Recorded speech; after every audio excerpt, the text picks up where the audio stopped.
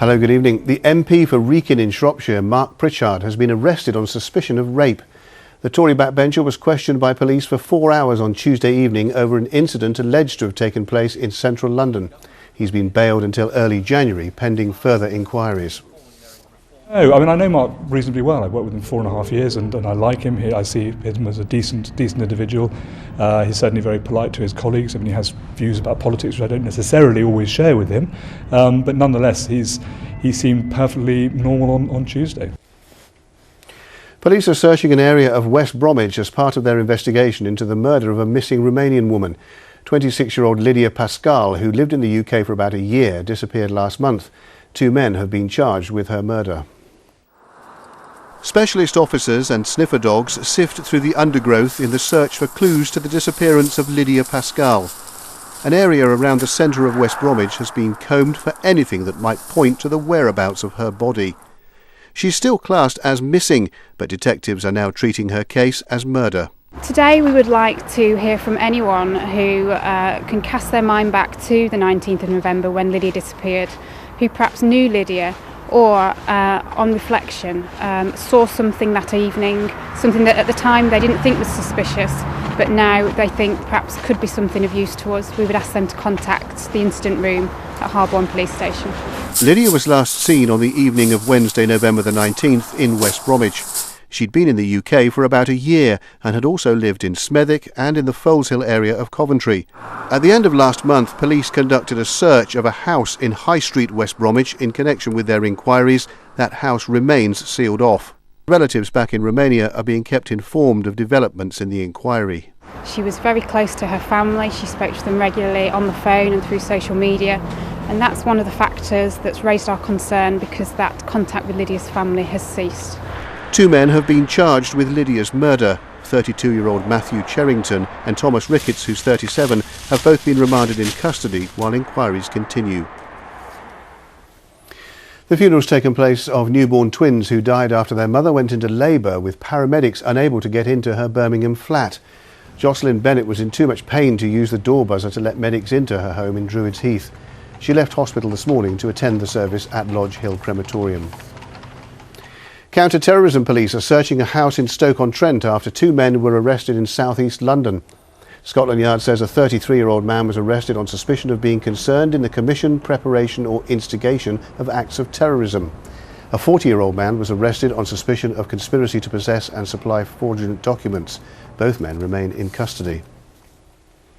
A murder investigation is underway after the body of a 23-year-old woman was found at a property in Nechells Park Road in Birmingham this morning.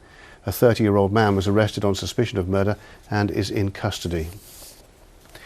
Stoke City Council has today begun consulting over plans to shed a further 500 jobs, which represents about 10% of the current workforce. 1,800 staff have already left over the past 4 years as the council made savings of almost £100 million, but it now needs to save a further £31 million. Council officials blame government funding cuts.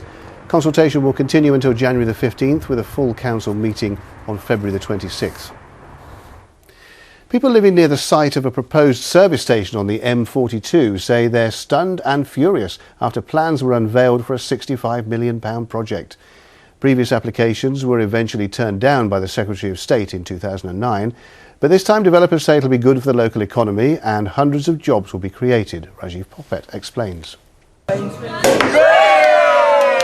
6 years ago, residents in Catherine de Barnes celebrated the news that the government had thrown out plans for a service station on the M42 on the edge of their village. It just shows, I think, that what local people can ultimately do by expressing opinions over a long period of time. When I heard about this morning, I was just devastated. But today, in the same village, there's anger and confusion. It's an excuse to build hotels and retail outlets in the Greenbelt area. Yeah. Plans were once again unveiled for the Solihull services, the biggest motorway service station in the West Midlands. Residents who live close by are not impressed. When you look at the practicalities of the developments in this area with the NEC, this is the busiest section of the motorway. I don't think there's any need for it to be built. This is a beautiful part of the country, enjoyed by local residents, many of whom were retired and come here to retire. So for such an incursion upon their lovely countryside and green belt, it's just devastating for them. Is there a touch of NIMBYism? Is it a case of not in my backyard? No, I think we need to protect those areas of the country that are precious to us, rather than carrying on developing beyond belief. If approved, the developers say the £65 million scheme will create more than 300 jobs and could be opened by 2017. We've got a lot of unemployment at the moment. This is going to create jobs for a lot of people. There will be increases in employment without a doubt, but it won't be in this area, I think. I think it'll be in the north of the borough at Chelmsford Wood. But planners argue the scheme is good for the local economy and believe everyone will benefit. There is a neighbouring listed building that we will bring back into use, and that will be used for business purposes, again offering more opportunity for jobs in the area. So we've looked at it in a way to ensure that it has the least impact. People will be able to see the plans and discuss the development in more detail at the Village Hall on Friday. Rajiv Popat, ITV News in Catherine de Barnes. Now, this Christmas marks 100 years since First World War soldiers in the trenches put aside their weapons and differences for a few short hours. A long-lost letter written by a soldier from Stafford who was in the trenches during that Christmas Day truce was unveiled for the first time today. Stoke City held a special press conference this afternoon as a tribute. Darling dear, as I cannot be with you all, the next best thing is to write to you so I get closer. I went to church with 2 of my battalions in an enormous factory room, and after lunch took down to the North Staffords in my old trenches at Rue de Bois. There I found an extraordinary state of affairs.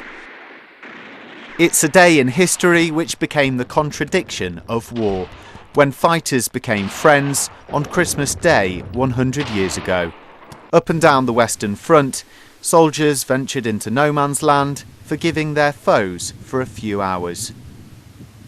On there that day was General Walter Norris Congreve from Stafford. He wrote about what he saw, but his words lay forgotten for decades, until they were found by archivists at Staffordshire County Council a century later. You can imagine the professional archivists and the volunteers that help us prepare the materials really got quite excited when they saw the date and then the content, which mentions the famous football match. Today, General Congreve's letter was brought to life for special lessons at the National Memorial Arboretum. These school children are learning about the Great War and the day when the beautiful game brought a brief end to the bloodshed. Soldiers got out of the trenches and then they put their hands up because they didn't want to fight on Christmas Day. The mud was really soggy that you were just sinking to the ground.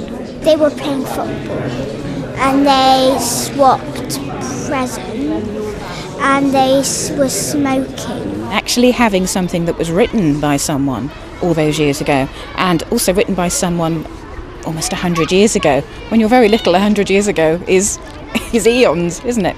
They do have, I think, a very strong response to them, and hopefully it will lead them to learn more about it in the years to come.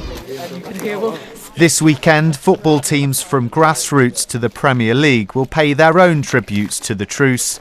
And today, Stoke City held their pre-match press conference at Olrawas, with manager Mark Hughes making his mark in memory of the fallen. I think it's only right that we should come and pay our respects. It's a very, very humbling experience for everybody, I think. We thought, what a really good idea if we brought our press conference here and all the press came here. This was the backdrop for our Football Remembers fixture. We thought that was the right thing to do. It's an enduring tale which has become one of the most iconic of the First World War. But for the soldiers a century ago, Christmas was as long as it lasted, with guns not goals on target once more, with both sides thrown back into the brutality of war. Chris Halpin, ITV News, Olrawas. Weather time now, here's Helen Plint.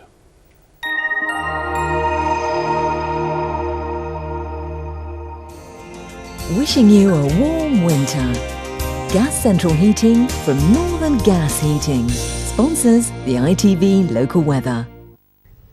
Hello again.